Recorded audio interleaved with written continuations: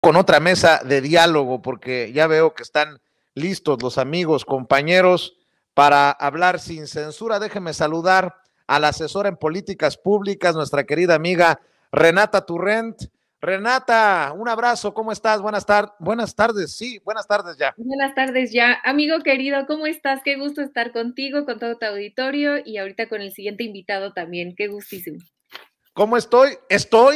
Pero ¿cómo andan desatados todos? Mi Uf, querida Renata, me imagino que a exactamente. ti también te toca aguantar de todo, ¿no? Sí, mesura a los compañeros, mesura que el enemigo está, el adversario está allá afuera, acá somos compañeros. Claro, te mando un saludo, Renata. Déjame saludar también al sociólogo y analista político Julián Atilano. Querido Julián, buenas tardes, te saludamos con mucho gusto. ¿Cómo está? Buenas tardes, querido Vicente, Renata, ¿cómo estás? Qué gusto verte de nuevo. A la orden, hay muchos temas para comentar. A ver, déjenme iniciar con algo que ha estado insistiendo el presidente Andrés Manuel López Obrador, con el no a la politiquería en el evento del 1 de julio, en donde nos vamos a congregar ahí en el Zócalo cientos de miles, estoy casi seguro, para celebrar un aniversario más del triunfo histórico en las urnas en el 2018. No porras ni ataques, y a ver si se cumple entre el público, entre los asistentes. Creo que es una prueba de fuego también para el movimiento en momentos en que se caldean los ánimos en los recorridos, por no llamarles campañas, en las giras de quienes buscan convertirse en coordinador o coordinadora de la defensa de la transformación. ¿Cómo ves, mi querida Renata? Totalmente, estoy apuntando algunas ideas para que no se me vaya a olvidar, pero creo que el presidente, como siempre, hace una gran movida, incluso dentro, hace política todo el tiempo y esta es una de las muestras más de cómo la hace, siempre buscando la unidad y buscando que los procesos sucedan haciendo política y no politiquería. Y creo que lo que dices sobre ponerlos como una prueba de fuego es una lectura muy inteligente y muy interesante que hace mi querido Vicente, porque creo que justamente lo que está haciendo el presidente es elevar el costo político a aquel o aquella corcholata que pudiera llegar a hacer politiquería y a romper este acuerdo de no agresión y de compañerismo, etcétera.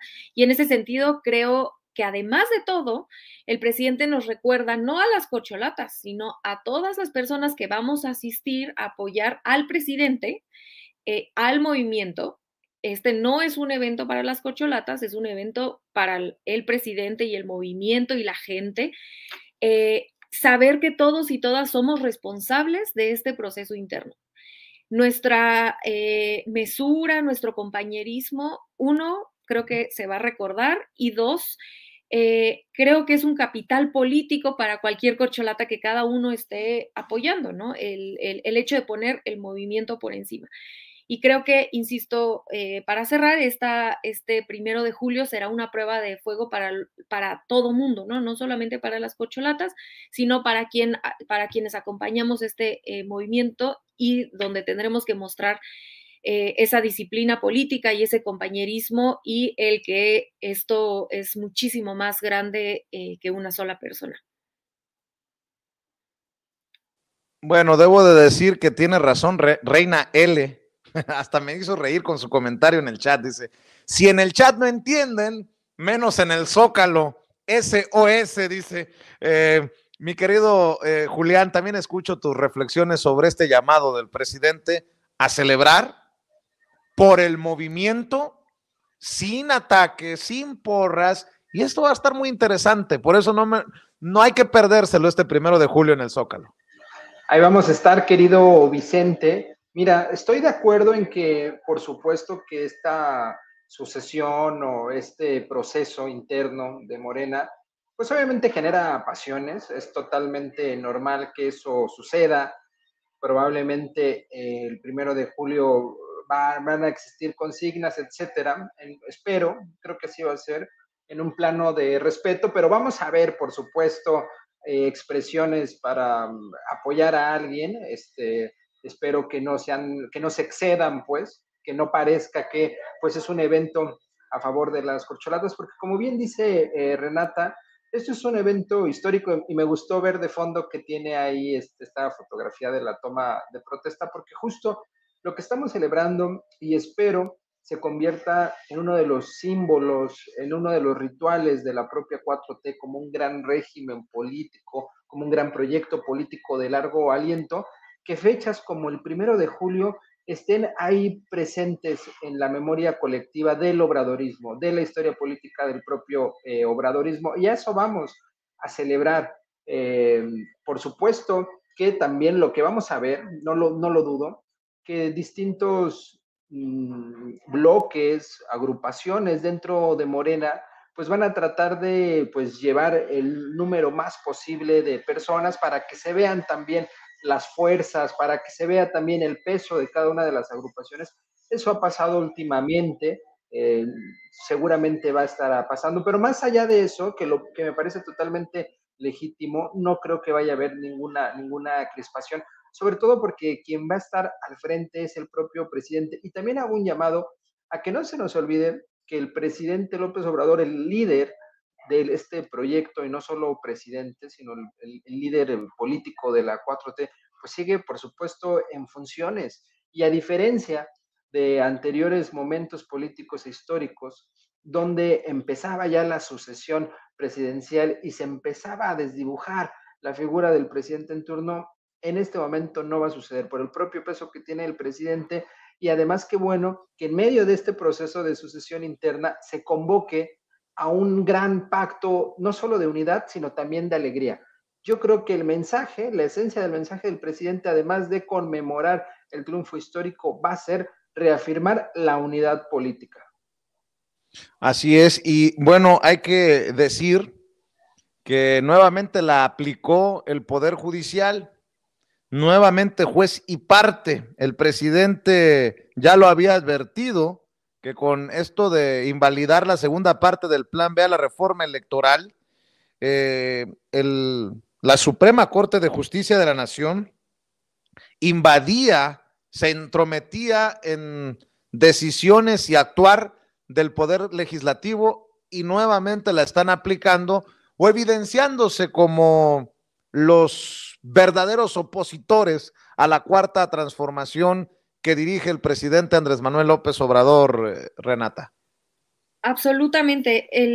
Creo que este es un tema que ahora con la salida de las corcholatas o de los compañeros y la compañera que tienen la aspiración de coordinar la 4T, se nos, como que hubo una pausa en este análisis que habíamos estado teniendo sobre lo que se llama el lawfare, ¿no? Que significa en español o se traduce más o menos como una guerra judicial, que la hemos visto en muchísimos países de América Latina. Esa ha sido en realidad la estrategia de las últimas décadas de intervencionismo de Estados Unidos o de los poderes fácticos contra gobiernos legales, legítimos, democráticos de izquierda, y que no causa sorpresa que nos esté empezando a pasar aquí, dado que todas las otras rutas que había tomado la oposición para frenar los proyectos de López Obrador no habían sido exitosas. Entonces creo que en primer lugar eso, ¿no? Creo que es una conversación importante que tendremos que tratar de ayudar a que se vuelva algo público y explicar esto es lo que está pasando. Miren, así ha pasado en Argentina, así ha pasado en Brasil, etcétera.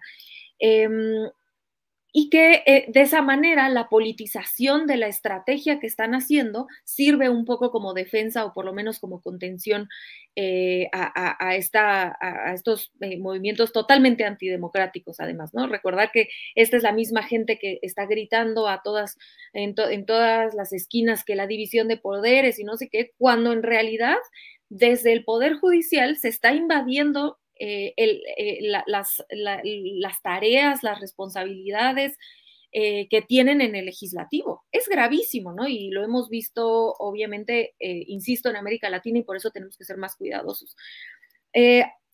Y a mí me gustaría cerrar esto diciendo, además, que tengamos cuidado, creo yo, porque no solamente la judicialización de todo lo que está tratando de avanzar López Obrador, sus reformas, con los litigios en el Tren Maya, por ejemplo, sino que también la guerra puede entrar en lo electoral, la guerra judicial puede entrar en lo electoral.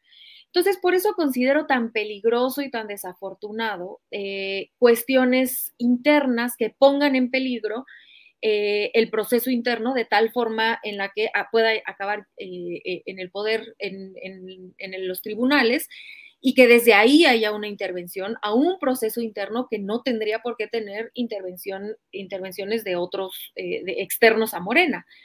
Y por eso lamento tanto y me preocupa tanto y me cuestiono a quién le está sirviendo la estrategia que toma, por ejemplo, Jacob Polensky, ¿no? Al ir a judicializar y llevarlo al tribunal cuando ella no cumplió los requisitos. Y es algo que se votó de manera unánime en el Consejo.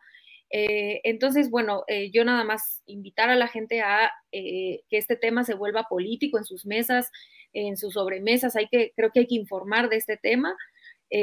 Como dice el presidente, cada uno de nosotros somos pequeños comunicadores y además tener mucho cuidado, creo yo, también con la judicialización del proceso interno de Morena, que creo que sería gravísimo porque sería una de las rutas viables para la oposición, dada su total falta de proyecto y muy bajas posibilidades de ganar en las urnas, pues es por ahí que se están metiendo.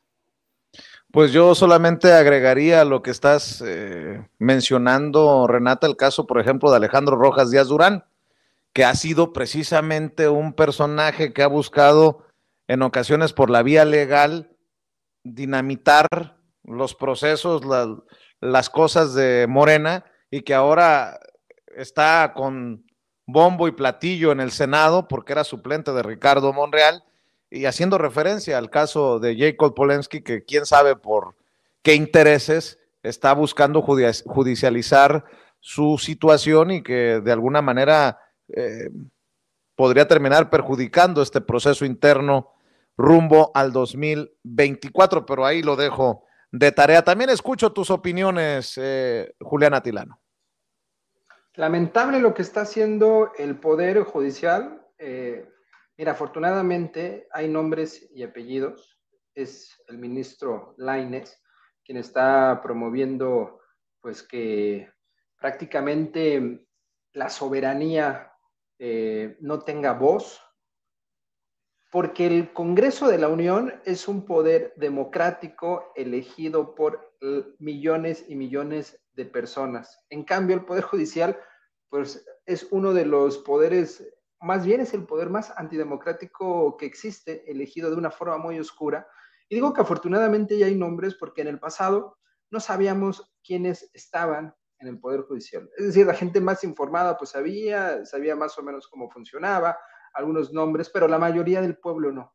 Y ahora, en este momento transformador, en donde, como dice Renata, cada una de nosotras y nosotros somos también comunicadores de esta transformación, pues ahora sabemos que hay un ministro que se apellida Lainez y que está torpedeando este proyecto transformador y sobre todo la soberanía popular. Entonces no podemos estar obviando lo que está sucediendo y sobre todo que no se nos olvide que lo que se busca cuando el presidente habla del plan C es que haya una mayoría calificada, es decir, es que haya 2/3 partes en el Congreso para que se puedan hacer las modificaciones fundamentales, radicales que el país necesita.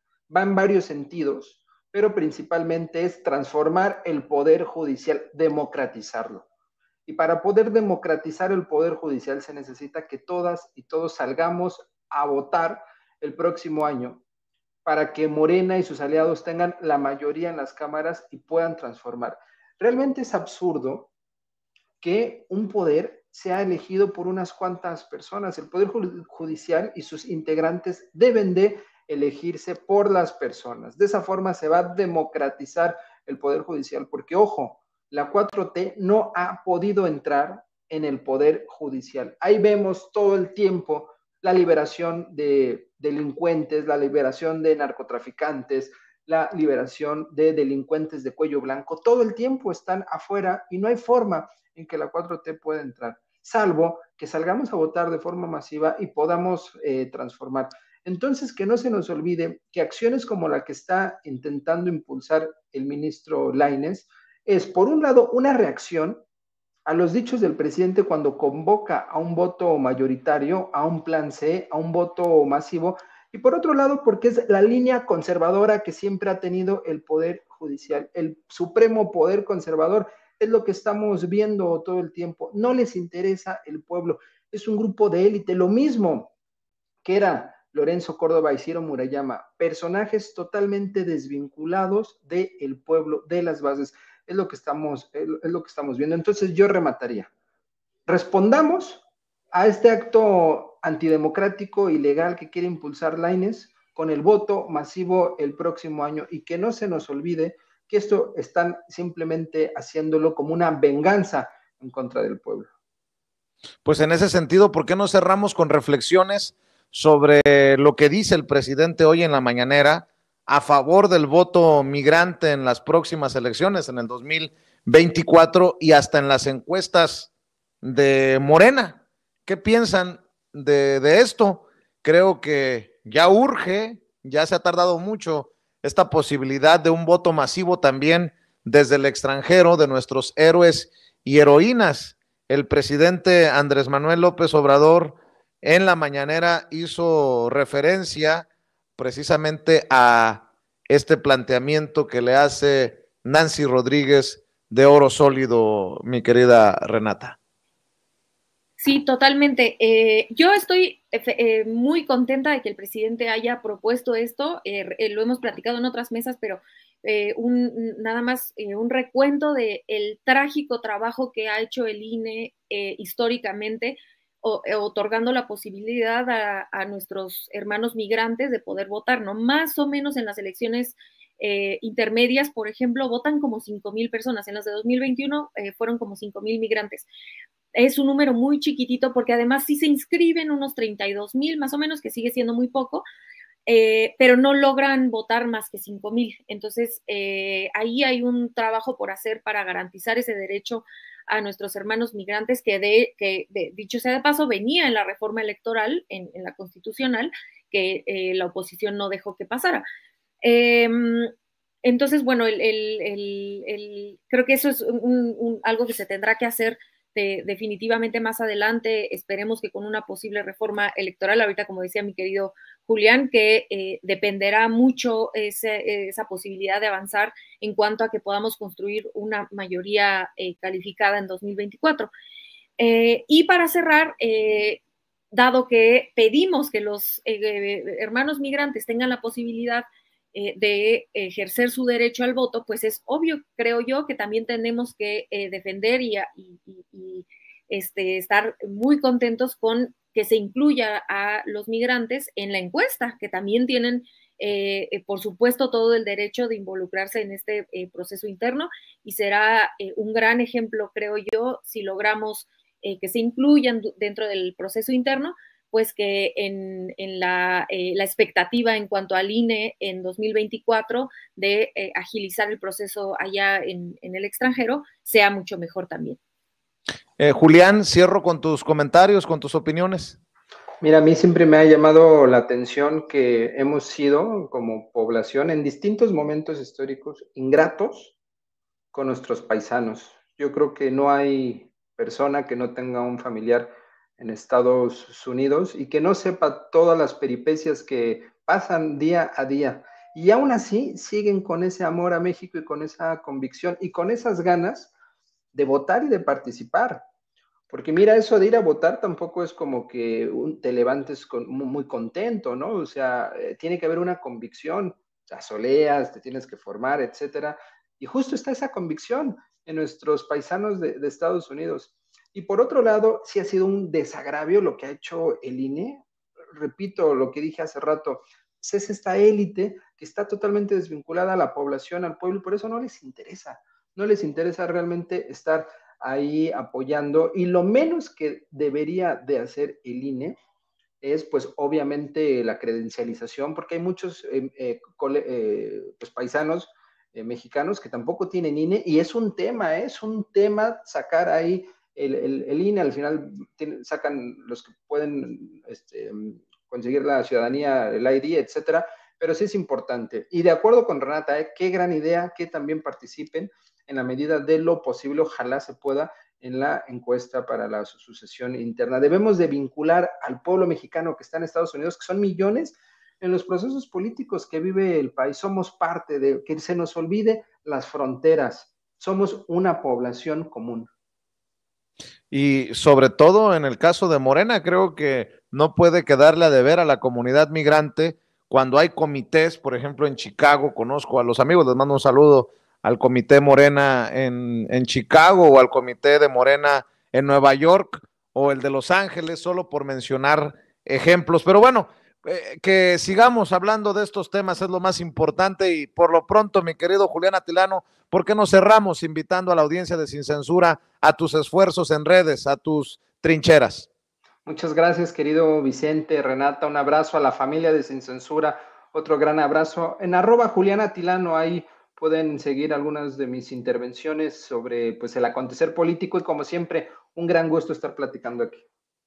Claro que sí, un abrazo, Julián. Y querida Renata, también cerremos invitando a estas miles de personas que están al pendiente de lo que decimos, de lo que hablamos aquí en Sin Censura para que te sigan. Ay, muchísimas gracias primero, querido Vicente, por la invitación. Siempre es un gusto estar contigo y por supuesto con nuestra familia de Sin Censura, que los queremos mucho y no me pude meter a contestar, pero sí los leo siempre aquí, tengo en la pantalla y todo el tiempo los estoy leyendo. Y los quiero mucho a todos y bueno, muchas gracias por el espacio. A mí me encuentran en @rturrent, mandarles un abrazo a todo el equipo de producción también y por supuesto a mi querido Julián, un gran abrazo. Gracias, querida Renata, la querida Renata Turrent, el querido Julián Atilano, hablando con nosotros Sin Censura. Les mando un abrazo y nos vemos muy pronto. Buenas tardes.